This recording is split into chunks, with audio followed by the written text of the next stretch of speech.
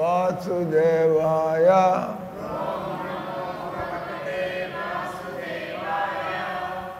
ఓం నమో భగవతే వాసుదేవాయ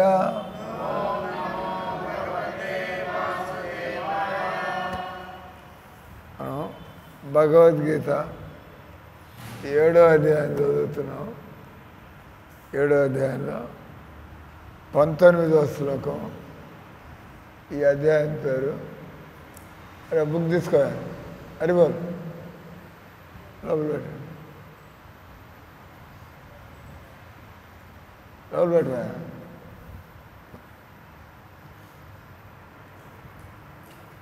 చెప్పండి. బహూనాం జన్మనామంతే బహూనాం జన్మనామంతే జ్ఞానవాన్ మాం ప్రపద్యతే జ్ఞానవాన్ మాం ప్రపద్యతే వాసుదేవం సర్వమితి వాసుదేవం సర్వమితి సమహాత్మా సుదుర్లభ సమహాత్మా సుదుర్లభ బహూనాం జన్మనాం అంతే జ్ఞానవాన్ మాం ప్రపద్యతే వాసుదేవం సర్వమితి సమహాత్మా సుదుర్లభ. అనువాదం తాత్పర్యం. కృష్ణ కృపా శ్రీమూర్తి అభయ చరణారవింద భక్తి వేదాంత శ్రీల ప్రభుపాదకి.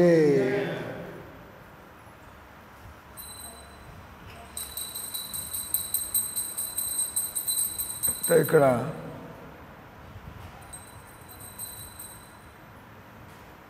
అతి అరుదైనటువంటిది, అతి గొప్పదైనటువంటిది మానవ జీవితం యొక్క అంతిమ లక్ష్యం. ఎవరైనా కావచ్చు, ఇక్కడే మతాలు, కులాలు, జాతులు, ఇదంతా మానవ జీవితానికి సర్వోచ్చ లక్ష్యము, the ultimate goal of life.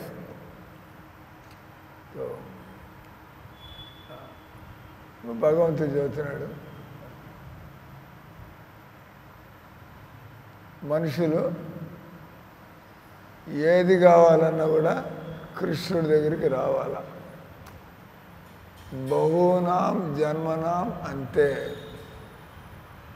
ఎట చేస్తే బాగుంటుంది, ఏం చేస్తే బాగుంటుంది, ఎక్కడుంటే బాగుంటుంది, రకరకాలుగా. కృష్ణ భక్తి, కృష్ణ భక్తిలోకి వస్తే అది కాకుండా నేను వేరే రకంగా సుఖపడతాను, నా సొంత ఇల్లు కట్టుకుంటే 4 ఎకరాలు కొనుక్కుంటే మా అబ్బాయిని అమెరికా పంపిస్తే జరిగేదేం లేదు. అహ్మదాబాద్ దగ్గర, అహ్మదాబాద్ నుంచి ఒక ఫ్లైట్ లండన్ పోతుందండి. గంట క్రితం జరిగింది. అహ్మదాబాద్ నుంచి లండన్కి ఫ్లైట్ పోతుంది. అది ఎయిర్పోర్ట్ బయటికి పోయి కుప్పకూలిందంట. 300 మంది తెచ్చారంట. దాంట్లో 26 మంది విదేశీయులు ఉన్నారు. ఇంతకుముందు గుజరాత్ ముఖ్యమంత్రి, ఇంతకుముందు ఇప్పుడుండే ముఖ్యమంత్రి కాదు, ఇంతకుముందు ఉండే అంటే భూతపూర్వ ఎక్స్ సీఎం ఆయన. అది ఎట్ట పేలిపోయిందంటే, అది అప్పుడే బయలుదేరింది కదా, అహ్మదాబాద్ నుంచి లండన్ బయలుదేరింది. ఫుల్గా ట్యాంక్ నిండా ఆయిల్. ఏమైంది, ఏదో మొత్తానికి గోడ దాటింది. ఎయిర్పోర్ట్ రన్వే దాటిపోయి గోడ దాటిపోయి ఇంక ఎగురుతుంది, ఎగరలేదంట. అది పేలిపోయి మొత్తం వెంటనే ప్రధానమంత్రి గారు, హోమ్ మినిస్టర్, గృహశాఖ మంత్రి అమిత్ షా గారు అంటే అంత రికార్డులన్నీ తారుమారు చేయడం, బ్లేమ్ గేములు, వాడి పొరపాటు ఇది పొరపాటు, అంత దానంతా మర్చిపోయి మారేడికే చేయడం. ఏమైంది ఆడిపోగానే దేశానికి సంబంధించినటువంటి రుంగుపోయి కొండకండి ఆయన లేడు. ఇంక మీ మీద ఎక్కినాయని దుర్గమ్మ ఆయన అసలేగలు కొట్టాడు. ఎవరు మధు వాళ్ళ నిద్ర మిమ్మల్ని అంటుకోండి. ఎవరు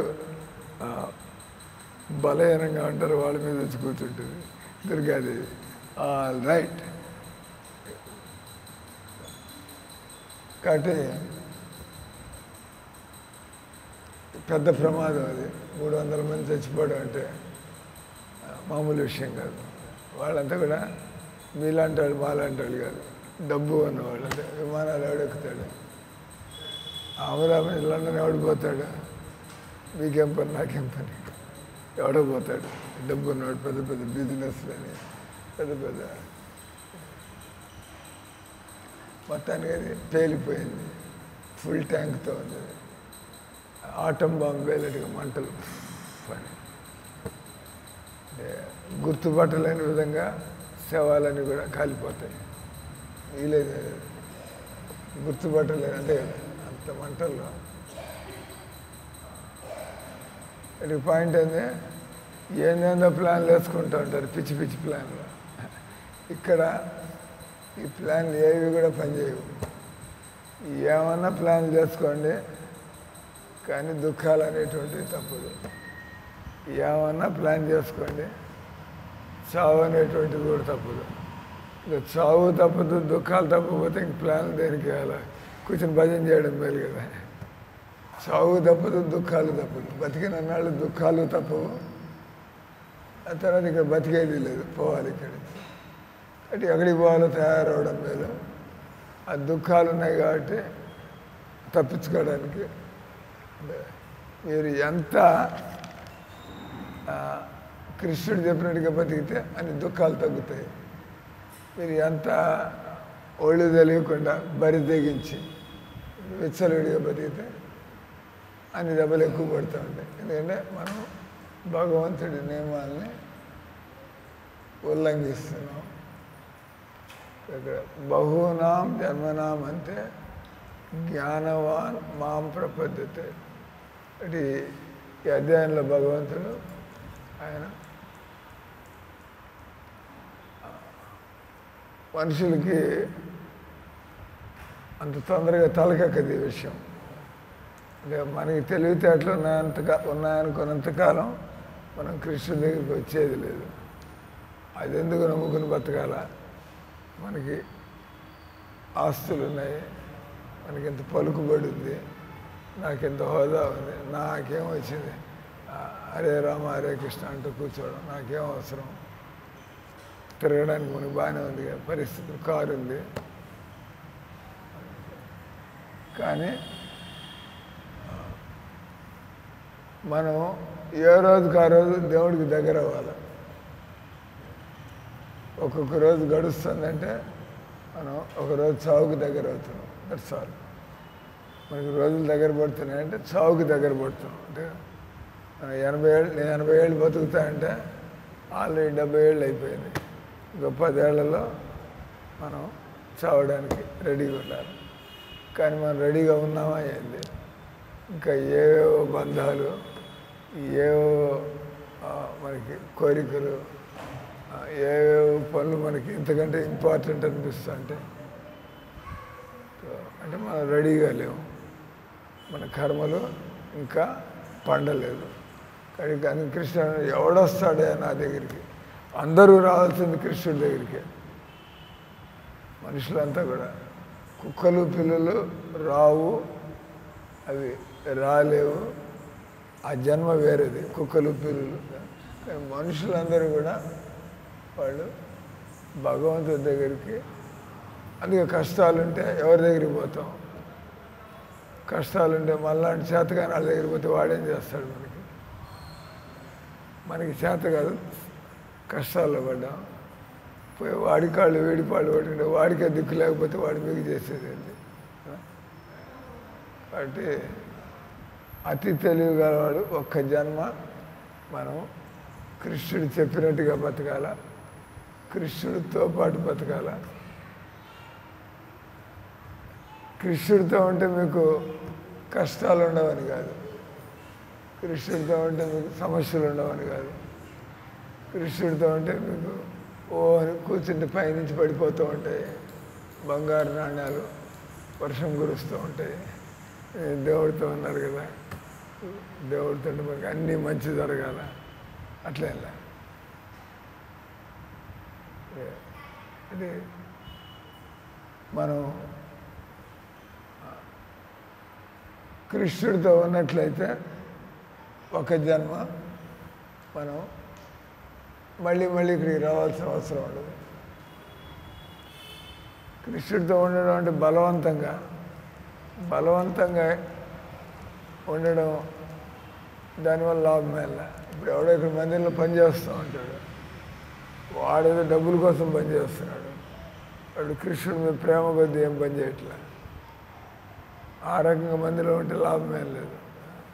మనకి నెల అయిపోయి డబ్బులు వస్తాయి కాబట్టి దానికోసం ఇక్కడ ఉంటున్నాం, అది లేకపోతే ఇంకో చోటుకి పోతాం డబ్బుల కోసం, అంటే దేవుడి కోసమే ఉంటాం. అంటే ఇక్కడ మనిషి తెలుసుకోవాలి, నేను ఈ శరీరంలోకి రావడం నేను చేసినటువంటి అతిపెద్ద తప్పు, నేను ఈ శరీరంలోకి రావడమే నేను చేసినటువంటి తప్పు. ఈ శరీరంలోకి వచ్చామంటే కదా మనకు ఆకలి బాధ ఉండేది, ఈ శరీరంలోకి రావడం వల్ల కదా ముసలితనం, ఈ శరీరంలోకి రావడం వల్ల కదా ప్రమాదం. ఆత్మకి ఎప్పుడు ఏం కాదు, ఆత్మకి గాలి అవసరం లేదు, ఆత్మకి నీళ్ళు అవసరం లేదు, ఆత్మకి తిండి అవసరం లేదు. కానీ మనం భగవంతుని వదిలిపెట్టడం వల్ల భగవంతుడు మనల్ని ఈ శరీరంలో పడేస్తాడు. ఎవరైతే చట్టాన్ని పాటించరో వాళ్ళని తీసుకొని జైల్లో పారేస్తారు. జైల్లో పారేస్తే ఆ జైలు పరిస్థితుల్లో మీరు ఉండవలసే ఉంటుంది, కావాల్సినట్టుగా ఇక్కడ ఉండదు. అక్కడ అంటే జైల్లో ఉండి నాకు ఏసీ పెట్టవయ్యా, నాకు ఒక టీవీ పెట్టవయ్యా, 4 కొడతాడు చేసిన పాడు పనికి ఎన్నడితే ఇస్తారండి. జైల్లో ఎట్ట పెడితే అట్ట పడి ఉండాలి. అంటే మీరు అక్కడ కూడా బాస్ లాగా బ్రింగ్ దిస్ బ్రింగ్ దట్ అంటే వాడు 4 కొడతాడు అక్కడ. అంటే ఈ సంసారంలో ఎవరైతే దేవుడికి రెబల్ అని తిరగబడతారు, దేవుడిపై తిరగమని వాళ్ళందరినీ దేవుడు తీసుకొచ్చి ఇక్కడ బారేసిపోతూ ఉంటారు. ఈ తిరగబడే నేరస్తులందరూ అప్పుడప్పుడు మనం తిహార్ జైలు ఢిల్లీలో ఉంది, ఫేమస్. పెద్ద నేరస్తులంతా కేర్ ఆఫ్ తిహార్ జైలు. వాళ్ళలో వాళ్ళు నేర బుద్ధులు ఉన్నాయి, బుద్ధులు ఎక్కడికి పోతాయి, కొట్టుకుంటూ ఉంటారు. అక్కడ నేరస్తులు వాళ్ళ మీద వాళ్ళు కొట్టుకుంటూ ఉంటారు, మధ్యలో కొట్టి వేరు చేస్తూ ఉంటారు. ఈ సంసారంలో కూడా ఈ రంగ జనాలందరూ కూడా ఒకళ్ళనొకళ్ళు తిట్టుకుంటూ కొట్టుకుంటూ మోసాలు చేసుకుంటూ ఇక్కడ అందరూ కలిసి ప్రేమగా ఉండేదేం లేదు. ఇక్కడ దానికి బుద్ధి సరిగ్గా ఉండాలి, భక్తులు. అందుకే మందిరంలో కూడా వస్తాం మనం, కానీ బుద్ధులు ఎక్కడికి పోతాయి? మందిలోకి రావడం మంచిదే, కానీ భక్తుడు రావడానికి టైం పడుతుంది కదా. వచ్చారు కానీ పాత బుద్ధులు ఎక్కడికి పోతాయి? ఆ బుద్ధులు పెట్టి మనం కలబెడుతూ ఉండడం, మనం ఇబ్బంది పడ్డా ఇతరులు ఇబ్బంది పడ్డా అపరాధాలు చేయడం, అంటే మెల్లిగా తప్పులు చేసి నేర్చుకుని అది. అంటే ఒక మనిషి కృష్ణ భక్తుడు కావాలంటే అతనికి కొన్ని జన్మలు పడుతుంది. మెల్లిగా ముందు మనకి జ్ఞానోదయం కలగాల. నేను ఈ సంసారంలో నేను పుట్టడం మంచిది కాదు. ఎందుకు పుట్టామయ్యా అంటే మనకి దేవుడి మీద ప్రేమ లేదు, మనం ఇండిపెండెంట్గా నేనే హీరోయిన్ కావాలా, నేనే హీరోని కావాలా, వాడి మధ్యలో కృష్ణుడు, వాడికి దండాలు పెడతా, వాడికి పూజలు చేస్తా. ఈర్ష. ఈ భూమి మీద పుట్టిన వాళ్ళందరికీ కూడా ఈర్ష అనేది. ఈర్ష. మీరు భక్తుల దగ్గరికి పోకపోవడం అది కూడా ఈర్ష. భగవంతుడి దగ్గరికి రాకపోవడం అది కూడా ఈర్ష. భగవంతుడి నియమాలను పాటించకపోవడం అది కూడా ఈర్ష. నేను వాడు చెప్పాడు నేను బతకాలి, నా ఇష్టం వచ్చిన నేను బతుకుతా. కానీ మనం బాస్ కాదు, మనం దాస్. ఎవరు కూడా ఈ ప్రపంచంలో మనందరి యొక్క పొజిషన్ ఎవరైనా కావచ్చు, మనం స్వతంత్రం కాదు. We are not independent. మీరు ఇండిపెండెంట్ అయితే పరిస్థితి మీ అదుపులో ఎందుకు లేదు? మీరు భగవంతుడు ఎడబారేస్తే అట్ట మీరు బతకాల్సిందే. ఏ పరిస్థితుల్లో పడేస్తే ఆయన కూడా ఆయన ప్రభుపాద అంటారు, పొద్దున్నే కోళ్ళు పెట్టుకునేవాడు ఇంకా మీ నిద్ర అట్టుపోతుంది. ట్రాన్స్ఫర్ అక్కడి నుంచి ఇక్కడికి, ఇక్కడి నుంచి అక్కడికి. కోళ్ళు పెట్టుకునేవాడు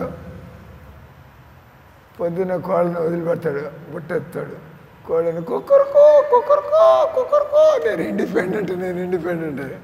రాత్రి పోతాను కోళ్ళని, బాతుల్ని మెడకాయ పట్టుకుని తీసుకొస్తాడు. బాతులు పెట్టుకునేవాడు, బాతులు పొద్దున్నే వదిలిపెట్టేస్తాడు. అంత గలీజు చెత్త అంతా తింటాయి.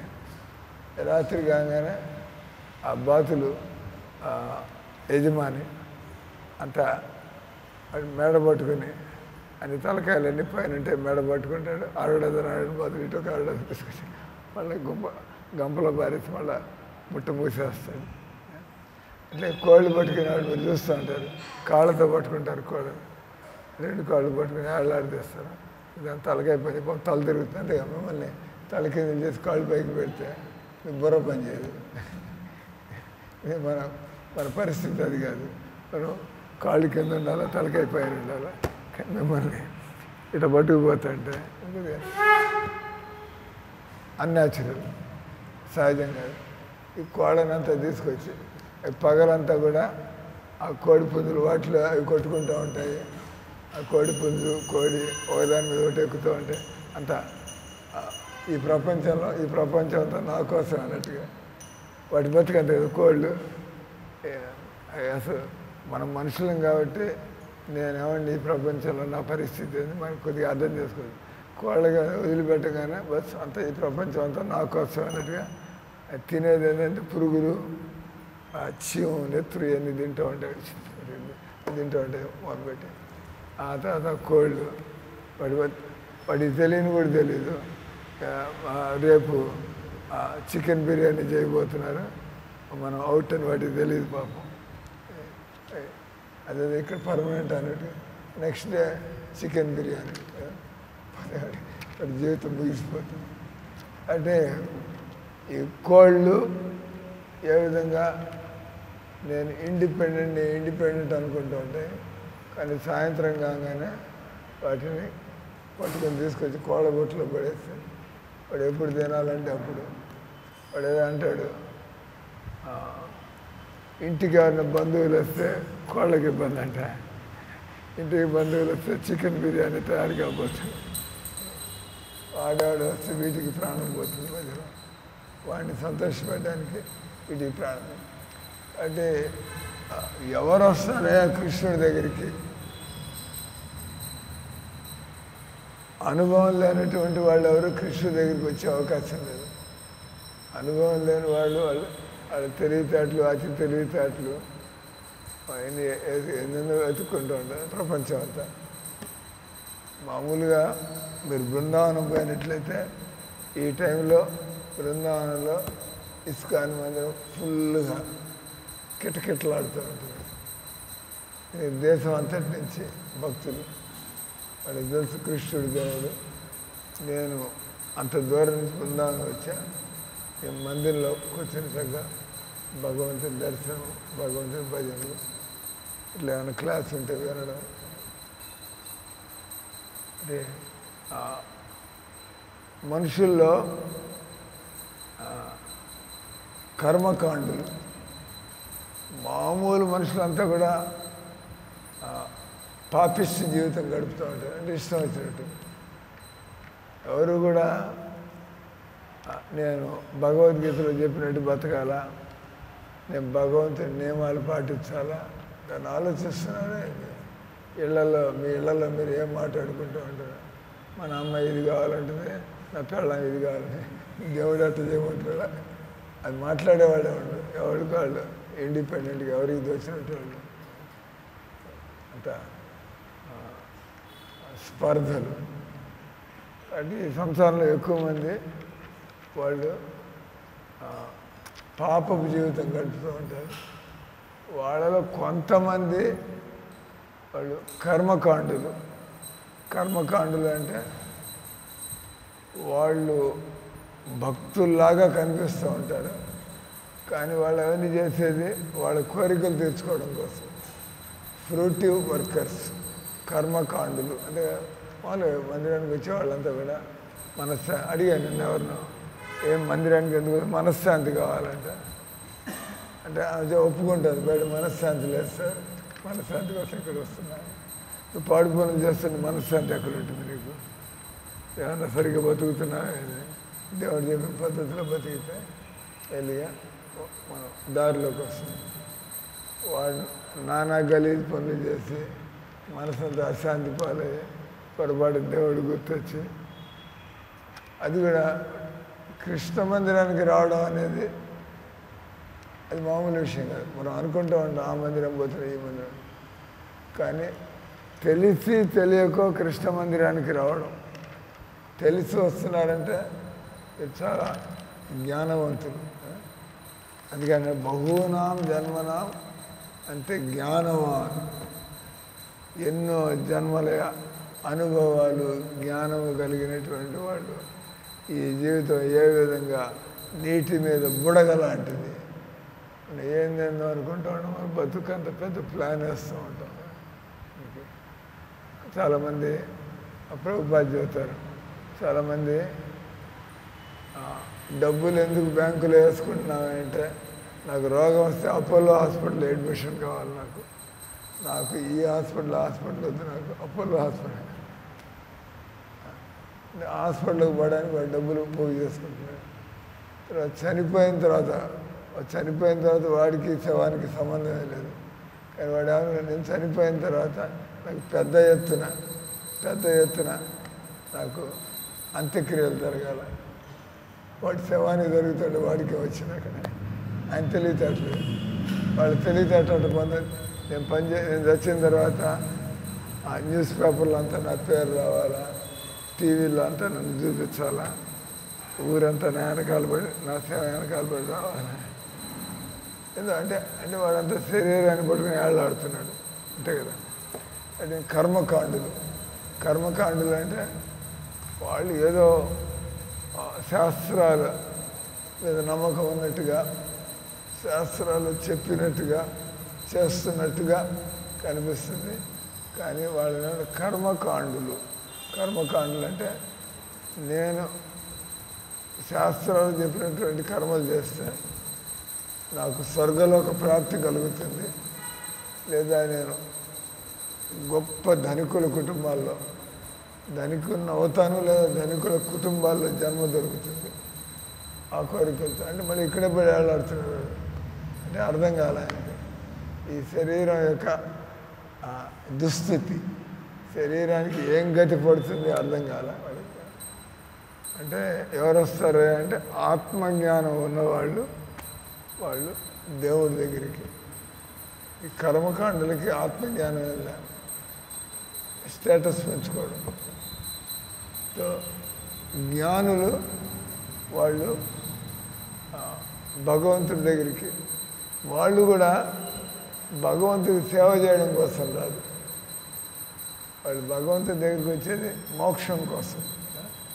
కర్మకాండులు కోరికలు తీర్చుకోవడం కోసం వస్తారు, జ్ఞానులు సంసారం నుంచి బయటపడాలి, దేవుడికి సేవ చేయాలా అనే ఆలోచన లేదు. నేను ఈ శరీరంలో బతకడం దుర్భరంగా ఉంది, ఈ శరీరంలో బతకడం చాలా ఇబ్బందికరంగా ఉంది, నేను ముక్తిని పొందాలి. మామూలుగా భగవంతుడి సేవలు చేస్తుంటే ముక్తి కలుగుతుంది, ఇక్కడి నుంచి అక్కడికి పోతారు. భగవంతుడికి సేవలు చేయకుండా మీరు ముక్తిని ఎలా పొందుతారు? కానీ వాడికి కావాలంటాడు ముక్తి. ఆ ముక్తి దాని గురించి భాగవతం ఏ అన్య అరవిందాక్ష విముక్తమానిన త్వయాస్తభావాద విశుద్ధ బుద్ధయ ఆరుహ్య కృష్యైన పరం పతంత యస్మదాంగరయో. ఎవరైతే కృష్ణుడి చరణాలని ఆశ్రయించకుండా నాకు మోక్షం కావాలా, చావుపుటికి మోక్షం కావాలంటే చనిపోయిన తర్వాత స్వర్గానికి పోతే, అది కూడా ఈ భూమి నుంచి బయటపడ్డారు కదా, చనిపోయిన తర్వాత ఇక్కడి నుంచి మీరు స్వర్గానికి పోతే స్వర్గవాసం అంటారు. అది కూడా మనకి ఈ భూమి మీద వాళ్ళ జన్మ లేకుండా ఆ ఇంట్లో ఇంట్లో, కానీ అదేం పర్మనెంట్ కాదు. స్వర్గానికి పోతే మళ్ళీ వెనక్కి రావాలి. కొంతమంది భగవంతుడి యొక్క బ్రహ్మజ్యోతిలో, అంటే నాకు ఆకారం లేదు, దేవుడికి ఆకారం లేదు, అంటే మనం ప్రతి అనుకుంటే నువ్వు ఈ శరీరంలో ఎవరు, ఈ శరీరంలో నేను నేను ఈ శరీరంలో ఒక ఆత్మ బిందువు, నేను శరీరంలో ఒక వెలుతురు లైట్, లేదా ఈ శరీరంలో నేను ఒక ఎనర్జీ పార్టికల్. అంటే ఈ శరీరంలో మనం ఒక వ్యక్తి. కళ్ళు ఎవరికి ఉన్నాయా, చెవులు ఎవరికి ఉన్నాయా అంటే ఆత్మకి. వాళ్ళకది తెలీదు, ఈ కళ్ళు చెవులు అనుకుంటూ ఉంటారు. ఆత్మకి నామరూపాలు లేవు, జ్ఞానులేక అవగాహన. అందుకని వాళ్ళు అంటారు జ్ఞానుల్ని నిరాకారవాదులు, ఇంపర్సనల్. ఆత్మకి ఆకారం లేదన్నవాడు భగవంతుడి ఆకారాన్ని ఎందుకు ఒప్పుకుంటాడు? అందుకని మీకు దేవుడు తెలిస్తే మీ గురించి మీకు తెలిసిపోతుంది. మీకు మీ గురించి మీకు సరిగ్గా అవగాహన ఉంటే దేవుడు తెలిసిపోతాడు. అంటే మీరు కూడా ఆయనలాగే, ఆయన కూడా మీలాగే. You are a sample God. ప్రభుత్వ మనందరూ కూడా భగవాన్ భగవాన్ అని చెప్పుకోవాలని చూస్తూ ఉంటాం. ఎందుకంటే మనం భగవంతుడి యొక్క అంశ. అంటే పొరపాటున మీరు అంశ అయితే నేను హోల్, నేను సంపూర్ణమైనటువంటి, మనం అంతా కాదు, మనం భగవంతుల్లో కొంత. We are part and part. నేను ప్రభుపాద అన్నాడు, you are part of God, you are not whole God.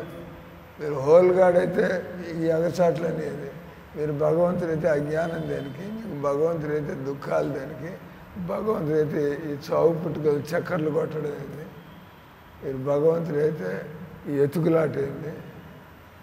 భగవంతుడంటే వేరేది, అంత సర్వజ్ఞుడు. కానీ వాళ్ళు అట్లా భ్రమలో అనుకుంటూ ఉంటారు, నేను ఆత్మను తెలుసుకుంటే నాకు అంతా తెలిసిపోయింది. ఆత్మను కూడా సరిగ్గా తెలుసుకోలేదు. ఆత్మను తెలుసుకోవడం అంటే నేను శరీరం కాదు ఆత్మ, అది కూడా కొంత తెలుసుకోవడం. నేను ఆత్మ, భగవంతుడి యొక్క దాసుని. మొదటివాడు ఏమన్నాడు, నేను శరీరం కాదు నేను ఆత్మ. కొంతవరకు కరెక్టే. మరి ఆత్మ అయితే ఈ శరీరంలోకి ఎందుకు వచ్చాడు? అతని దగ్గర జవాబు లేదు.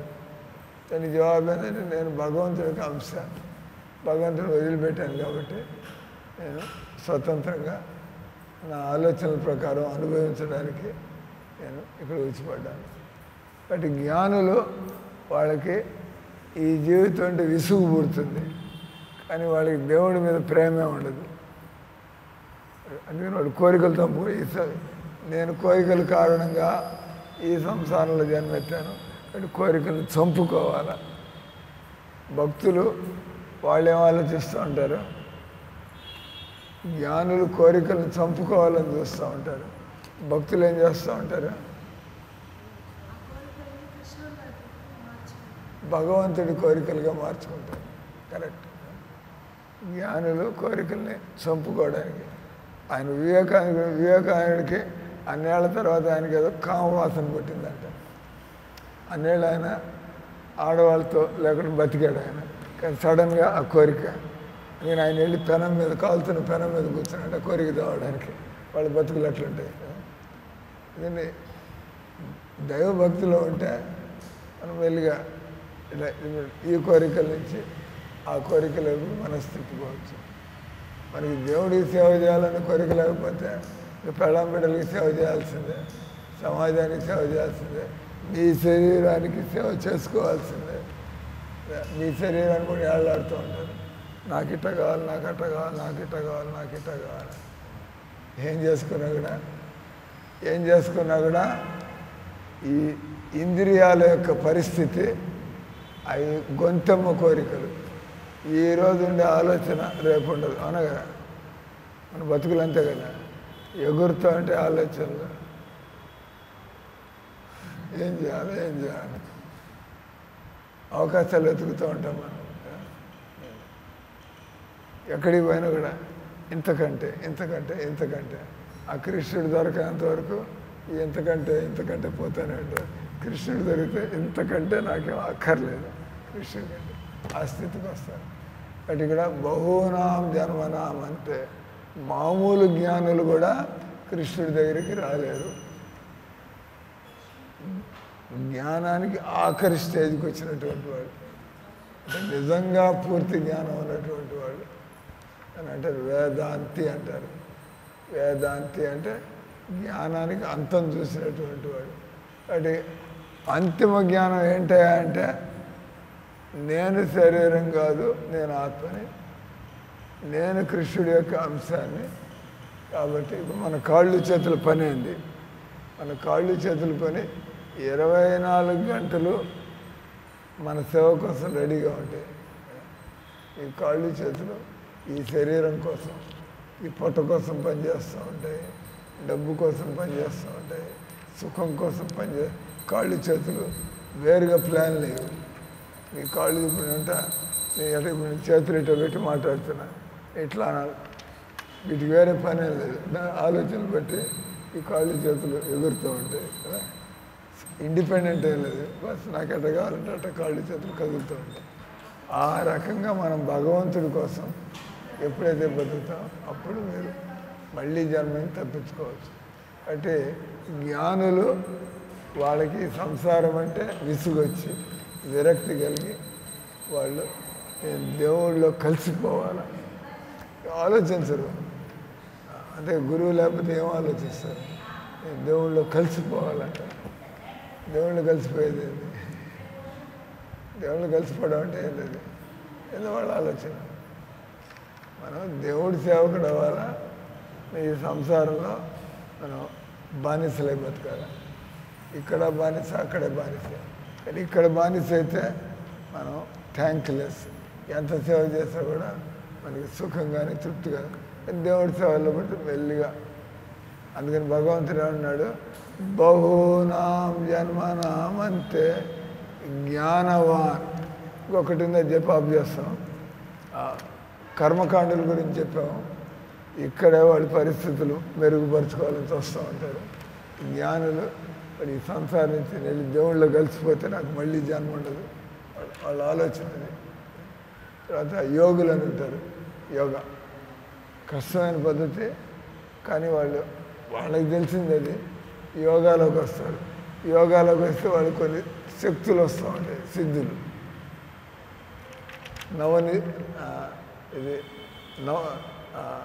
నవద సిద్ధులు, అష్టసిద్ధులు, ఈ సిద్ధులు వస్తాయి. అదే చూసి వాళ్ళు ఓహో యోగా అయితే మనకి ఇంత పవర్స్ వస్తాయి. పవర్స్ వచ్చినా కూడా చావక తప్పదు. పవర్స్ వచ్చినా కూడా మనం ఈ ఇబ్బందుల్ని తప్పించుకోలేము సంసారంలో. అంటే యోగాలో కూడా మనకి మిగతా మనుషుల కంటే మనం విశేషమైన శక్తులు పొందవచ్చు. కానీ ఇప్పుడు సాయిబాబా ఉన్నాడు, జనాలు ఆయన యోగ శక్తిని చూసి భగవాన్ భగవాన్ అన్నాడు. చచ్చాడా లేదు, ఇప్పుడు ఉన్నాడే పోయాడు. జనాలంతా ఆయన భగవాన్ సాయిబాబా అని అక్కడ వాడు తెచ్చాడు, వాడితో పడున్నాడు కూడా అదే వాళ్ళ బతుకట్టేది. కాబట్టి యోగా చేస్తే సిద్ధులు కలుగుతాయి. మీరు కేవలం జ్ఞానాన్ని పొందితే మీకు ఈ సంసారం నుంచి బయటపడాలని, కానీ పూర్తిగా తెలీదు. ఇంకా కర్మకాండలు చేస్తే ఇక్కడే పైకి కిందకి ఏదో డబ్బున్న కుటుంబాల్లో అటు ఇటు తిరుగుతాడు. కాబట్టి అసలైనటువంటి బహూనాం జన్మనాం అంటే జ్ఞానవాన్ మాం ప్రపద్యతే. నిజంగా జ్ఞానం ఉన్నవాడు నేను భగవంతుడి యొక్క అంశాన్ని, నేను భగవంతుడి యొక్క దాసుణ్ణి. అటువంటి వాడు ఏం చేస్తాడు? వాసుదేవం సర్వమితి సమహాత్మ సుదుర్లభ. ఈ విధంగా 24 గంటలు నా మనస్సు, నా శరీరం, నా దగ్గర అన్నీ కూడా ఎలా దీన్ని కృష్ణుడు చెప్పినట్టుగా దీన్ని ఉపయోగించాలి. ఎవ్రీథింగ్ జీవితంలో అన్నీ బాగుపడడం ప్రారంభమవుతాయి. ఆ విధంగా ఆలోచించాలి. ఎందుకంటే మనం భగవంతుడి అంశం. ఇప్పుడు ఆ చేతులు కాళ్ళు ఉంటాయి, నా గురించి ఆలోచిస్తూ ఉంటుంది, తన గురించి. అంటే నా కాళ్ళు చేతులు నా కోసం ఆలోచిస్తూ ఉంటాయి, మీ కాళ్ళు చేతులు మీకోసం ఆలోచిస్తుంటాయి. అట్లా మనం భగవంతుడికి అంశం కాబట్టి మనం భగవంతుడి గురించి ఆలోచిస్తూ ఉండాలి. 24 గంటలు ఒకటే పని. ఒక్క జన్మ మీరు ఆ విధంగా బతికితే భగవంతుడే అన్నాడు వాసుదేవం సర్వ సమాత్మ సుదుర్లభ. పూర్తిగా కృష్ణుని నమ్ముకుని బతికేటువంటి మనుషులు ఈ ప్రపంచంలో అరుదుగా, లక్షల్లో ఎవడో ఒకడు పూర్తిగా కృష్ణుడి కోసం. హరే కృష్ణ హరే కృష్ణ కృష్ణ కృష్ణ హరే హరే, హరే రామ రామ రామ హరే హరే.